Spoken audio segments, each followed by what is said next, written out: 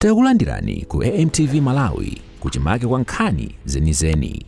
Ngati nkhani imeneyo kuno kulibe, dziwani kuti nkhani imeneyo ndi yabodza. Anthu ena akuzosiyana ene ndibe nawo ntchito.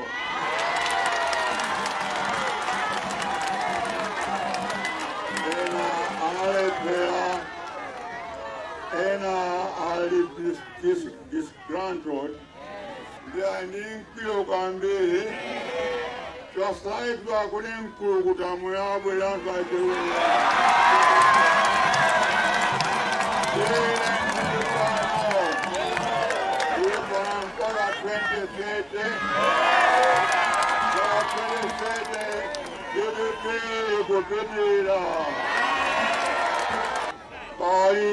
Anyaba pena, such players are bueno.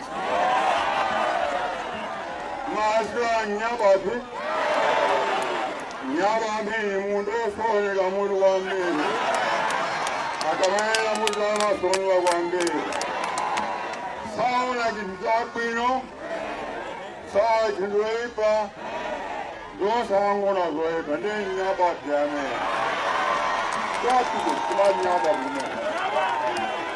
Well, I'm glad you could join us. Our top story tonight, His Excellency Professor Arthur Peter Mutharika has assured Malawians of his government's commitment to address challenges facing the country and carry out meaningful development programs. Professor Mutharika was addressing thousands of people that gathered at Kamuzu Palace main gate in Lilongwe to welcome him upon his arrival from the southern region. Charles Wahara reports. Addressing a huge gathering that welcomed him at Kamuzu Palace main gate, President Professor Arthur Peter Mutharika said his administration has put in place strategies to overcome challenges facing the country, such as fuel and forex. He mentioned the need for people to work hard, saying this is the only way Malawi can develop and address some of its challenges.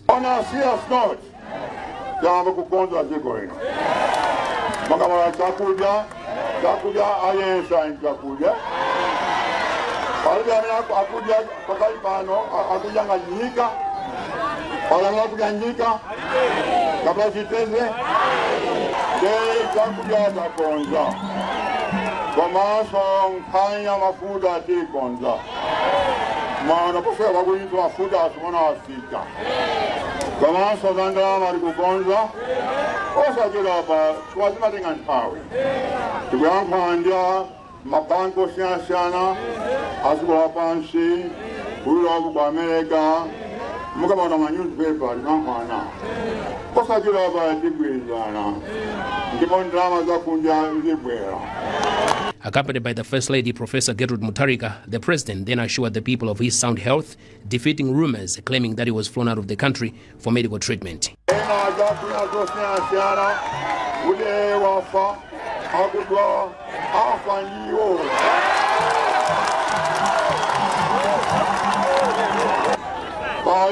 Anyaba pena, such players are bueno. Sauna Gizapino, Sarge Raper, those are one of the and then Yabat Yame.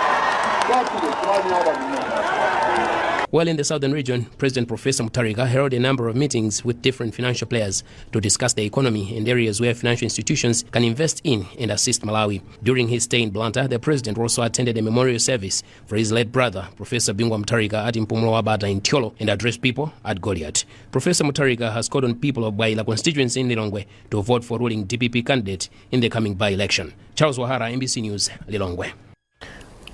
Now, President Professor Arthur Peter Mutharika has urged people from the Eastern region to vote for the Democratic Progressive Party Member of Parliament and Councillor in the forthcoming by-election. President Mutharika made the remarks when he made a stopover at Palula in Balaka on his way back to Lilongwe from Blantyre. Beatrice Juma has filed a report. Speaking at Palula, President Mutharika called on all those who registered in Balaka and Machinga districts to vote for DPP candidates in the 30th June 2026 by-election. The constituencies are Mulunguzi Balaka, Machinga Mikoko and Kanjuli. Professor Mutharika also commended the DPP Vice President for the Eastern Region, Bright Msaka, for the support rendered to DPP candidates who are contesting in the forthcoming by-election. When you write about some vote and me, but last election, the police on me, Kwame. Give me one hand. Commence parce qu'il a pas de couper ma élection. Apunga wele. Commence cancer mordi. If not one who thinks it's made of, he said, you want to say, Kai DPP. Don't you have one bit? Ain't not when the judge, eh? That's why we face with the parent. Come on, face with the parent. If you come to the don't say you go up to the job. 100% how if everyone remains 6 to Sobano, even a Kazaka 5, you collect our calls as you go, you know. Why if they remain 6, that could be the same cell who calls that. But the percent how it was a girl of that people that remains on the most that are Labino. Come on, so I'm being the son of a put Zibon on the internet, Sobano. Civil Cabana and Gossip and Tender, and also going to be political now for Sobano. Julie Ward fell vacant following the death of Councillor Simplex Diwa, while Machinga Mikoko constituency fell vacant following the death of the Member of Parliament, Jafari Musa. While Mulunguzi constituency, fresh parliamentary election follows the nullification of the previous results by the Supreme Court of Appeal. James Makumula, who is contesting for the parliamentary seat on DPP ticket, was also unveiled during the event. Furthermore, President Mutharika said he is glad that peace is now reigning in the country compared to the previous years when people were living in fear of men with panga knives. Professor Mutharika also said it is pleasing to note that people now have food. The Malawi leader then pledged his continued commitment to recover the country's economy for the betterment of all Malawians. Minister of Health and Sanitation, Madalitso Waloi, has disclosed that government plans to employ more midwives as one way of improving the delivery of maternal health services in the country. Waloi made the remarks in Mzimba during the commemorations of this year's International Day of the Midwife. Chisomo Manda reports. This year's International Day of the Midwife was held in Mzimba. The day began with a march from Mzimba District Hospital to Mzimba Airfield. In her speech, the minister commended midwives in the country for the excellent work they are doing despite the various challenges they face in their line of duty. She also acknowledged the need to employ more midwives to further improve maternal health services. It's one of the biggest challenges that the midwives are facing, low numbers of midwives versus the ratio of mothers that are supposed to help in the hospitals. And as a government, we know that we're going to do something and the numbers are going to increase by 2030. When the president was giving the SONA, you heard that health sector is one of the critical sectors and that we are going to conduct recruitments that will include midwives. And we know with that, the numbers will increase. It means we are also increasing the women that are giving safe birth, women accessing to skilled birth, which is very important for us. President of the Association of Malawian Midwives, Mumu Delanjili Patos, said he is hopeful that government will indeed increase the number of midwives in the country to add to the over 5,000 currently working in different health facilities in the country. So the numbers are important, but then the midwives also need to be well remunerated. We are going through very hard economic hardships, so the midwives need to be well remunerated so that they're able to take care of themselves. The working environment needs to have all the necessary resources. So the reaction from the midwives is justified. In his remarks, Inkosi Amakosi Mbelwa V of Mzimba District said the chiefs have a crucial role to play in advocating for safe motherhood. The theme for this year's commemorations is 1 million more midwives. Somamanda, MBC News, Mzimba. The Ministry of Health has confirmed the introduction of a new anti-malarial drug to help manage the disease in the country. Program Manager for the National Malaria Control Program, Dr. Lumbani Muntali, has confirmed this in an interview with NBC in Lilongwe. He says the new drugs aim to help address issues of drug resistance, which are being registered in some countries on the continent and will help in the fight against malaria. Beatrice Mwape reports. According to Dr. Muntali, Malawi recorded 5.4 million malaria cases in 2025, down from 9.4 million cases in 2024, representing a 43% reduction. In terms of deaths, the country recorded over 2,000 deaths in 2024, while 1,629 deaths were registered in 2025, representing a 28% decline. Muntali further says cases continue to decline, and from January to March this year, the country has registered 600,000 cases compared to 2 million cases during the same period in 2025. He has attributed these positive trends to the mass distribution of mosquito nets conducted in 2024, among other interventions. Dr. Muntali has also confirmed the introduction of the new malaria drugs called dihydroartemisinin, piperacin, DP, currently being administered in Lilongwe and Nkatabe, which he says will complement the already existing lumefantrine artemether, LAR. We expect to roll out to more districts. Why are we doing that? Because the studies that are doing, they have found that just using one drug, it can easily develop resistance. Yeah, so there have been resistance to malaria drugs. It started with countries like Ethiopia, Eritrea, Djibouti, the Horn of Africa, but it's coming down even to Southern Africa here, like Zambia, South Africa. They are also identifying resistance. So because of that, the World Health Organization has recommended that we should not just be using one drug, but we should be using several drugs. So for Malawi, we are using 2 drugs, LAR and DP. Dr. Muntali says Malawi is on the right trajectory towards eliminating malaria by 2030. He has since emphasized the need for multi-sectoral involvement to ensure the country reduces the malaria burden by 2030. At the rate we are going, if you look at how we have reduced the cases last year and even this year, there are further reductions. We have got about 3-4 years. If we can sustain these interventions, if we can collaborate, it's achievable. Malaria is not about Ministry of Health and Sanitation only. We need the other ministries. It needs multi-sectoral involvement. So we can achieve. According to Dr. Muntali, about 1 million children under the age of 5 have received the malaria vaccine. Muntali says the new malaria drugs are expected to be rolled out to other districts soon. Beatrice Mwabe, MBC News, Lilongwe. 2026 tobacco sales at Mzuzu floors have opened with about 1,339 tobacco bales on sale, pricing between $3.05 and $1.20 per kilogram. Minister of Agriculture, Irrigation and Water Development, Rosa Fachimbilizi, opened the sales with a plea to buyers to further up their prices. George Mkandawere was at the floors and he now reports. The market today has started well, with growers expressing optimism. If you look at the average prices that the market is offering, whereby they had around 1,339 bales on offer, both on contract and as well as in on auction market. If you look at the prices are hovering around $1.20, that's on average, and as well as the $2.80 on average. This was by Nyasa Tobacco. This is on the auction market, but if you go on contract market, the price is around $3.05, and as well as the $1.40. That's the lowest in terms of the contract market. Now, looking back to the other 2 markets, or 3 markets, as I may say, that's Kanengo, that's in Lilongwe. Today, they had around 1,339 bales.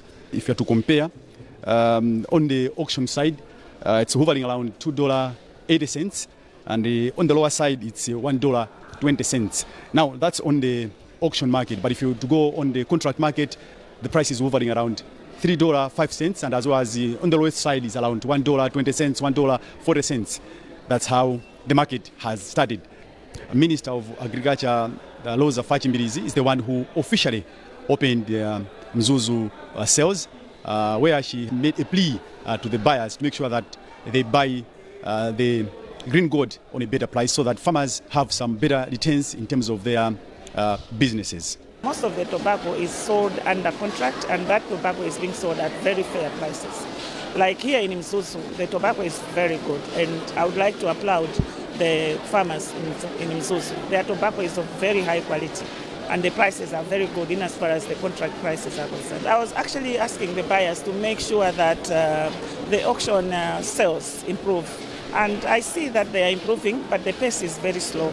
So it's quite a concern, but we are getting better, and I'm very happy with that. Tobacco Commission board chairperson, Reverend Daniel Gunya, also appealed to the growers and as well as to buyers to make sure that the market is well coordinated and as well as they are offering better prices for growers to have maximum returns. We have just started the sales 2 weeks ago, so as usual there are some teething problems which are being sorted out by management. Surely as we move on in the next 2 weeks there will be some big improvements that the farmers will continue to experience. But as the minister said, they are assured all their tobacco will be sold. A representative of Tobacco Growers Association, Abel Kumwenda, said that the market has started well and that they are hopeful that things will improve as the sales progresses. The market has started well, and if you can see the quality of tobacco, it has gone also with the prices that are offered. The market started in Lilongwe, then Limbe, then the third one was Chinkoma, and finally we are here in Mzuzu. From Auction Floors, I'm George Mkandawire.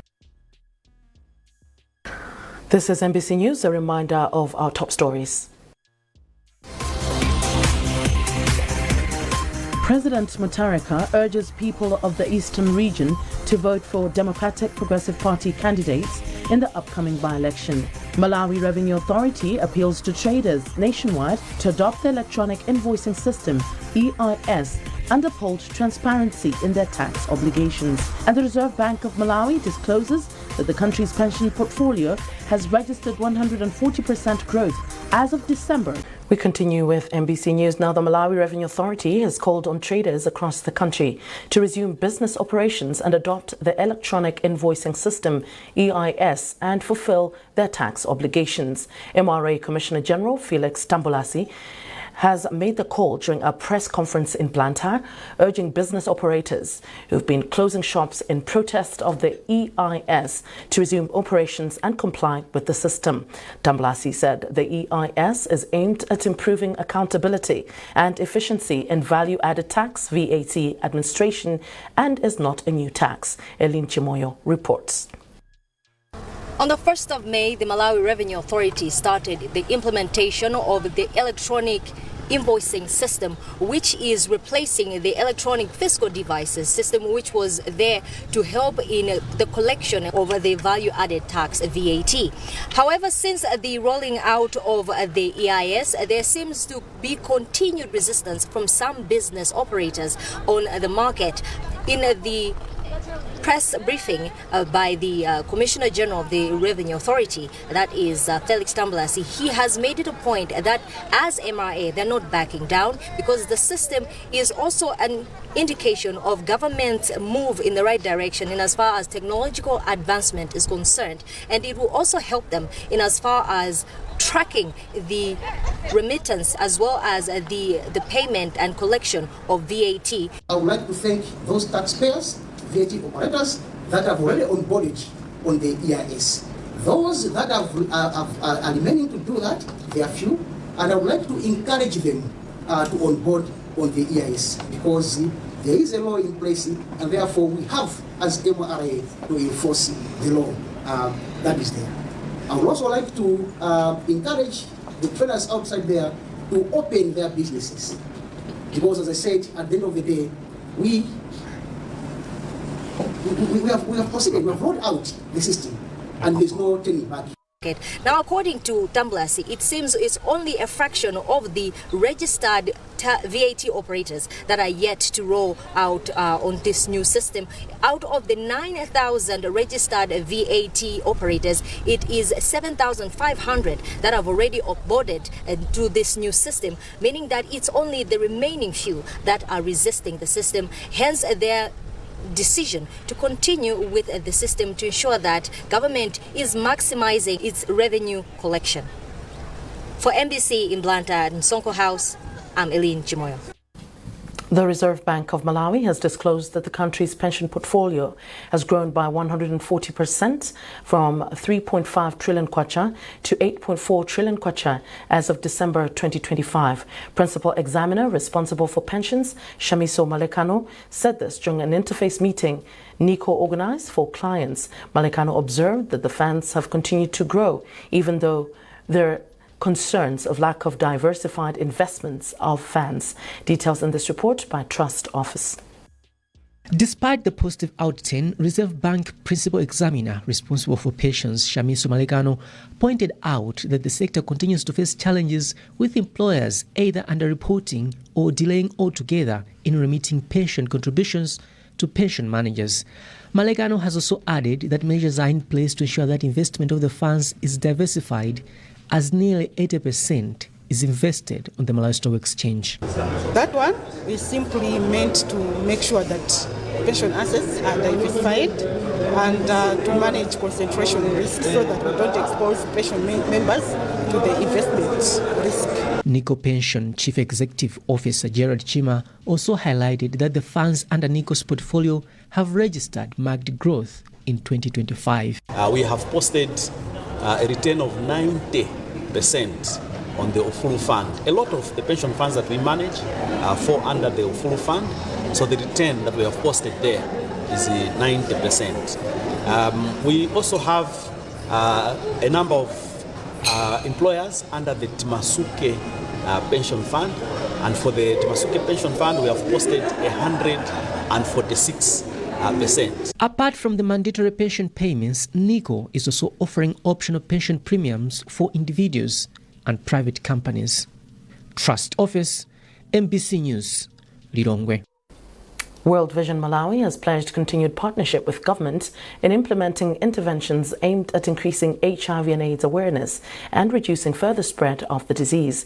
World Vision HIV specialist Butele Zimvula said this in Mangochi ahead of the launch of a year-long project which seeks to promote interventions towards reducing further spread of HIV AIDS in rural areas. Sotini Ndazi has compiled a report read by Owen Mavula. World Vision Malawi is set to launch an HIV spread prevention project in Mangochi, focusing on reducing new HIV infections among adolescent girls and young women. The project aims to increase HIV and AIDS awareness and combat gender-based violence through support from Global Fund.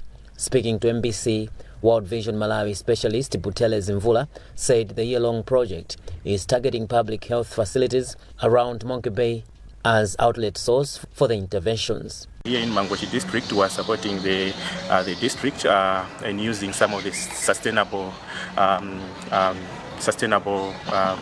funding mechanisms which might be there, that government can be there to support these initiatives, like responding to HIV by promoting some of the HIV prevention interventions which are there. So like here would like specifically to focus on the using the health facilities which are public health facilities and not facilities which are being supported by the partners. In his remarks, Principal Disease Control Officer in the Department of HIV in the Ministry of Health, Matthews Chinyama, commended World Vision Malawi for supporting government in addressing resource gaps in HIV prevention interventions. We understand that the US government poured some of the resources poured out, so they created a gap in some of the facilities. So through World Vision and the Ministry of Health, we are coming in to close those particular gaps. But this will be government-led initiative to make sure that the interventions are sustainable. The project is part of a broader effort to improve access to HIV services in the Lakeshore District and to ensure that all girls have the opportunity to fulfill their potential.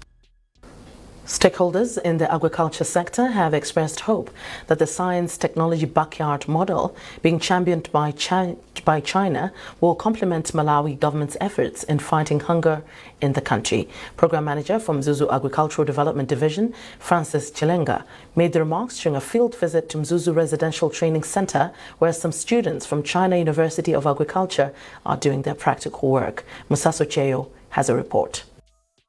Through the Science Technology Backyard, students from Malawi go to China to learn some technologies that Chinese farmers apply to boost farm production at low cost. The students practice the technologies with farmers in Malawi as part of their studies. Program Manager for Mzuzu ADD, Francis Chirenga, said the model is crucial in the country. They are looking at the challenges, addressing the challenges that our farmers are facing in terms of agricultural productivity. So they do soil testing, and by doing so, they want to use optimal amount of fertilizers so that they have the right amount of fertilizer and applied at the right time. Of course, following all the good agricultural practices to increase production levels. One of the students, Samson Moforo, who works with Palombe District Council, has hailed farmers in Malawi for their willingness in applying technologies learned in China. Whatever they were getting before joining the STD, now maybe they have been doubled. And we have a lot of good stories that are coming from the farmers. And a lot of farmers are now trying to join the program. For your information, last year we worked with around 90 farmers, 30 farmers in each residential training center. But right now, only in Kasungu, there are around 120 farmers that we're working with. In Mulanje, Tujira, there are about 90 farmers that we're working with. Whilst here, it's about 60 farmers that we're working with. During the field day organized by Mzuzu ADD, stakeholders appreciated developments in different crops, including coming up with new varieties, their treatment, and how they are processed to final products. Musase Cheyo, MBC News, Mzuzu. And that item also concludes this edition of MBC News. Osaiwala kupanga subscribe ku channel ya AMTV Malawi.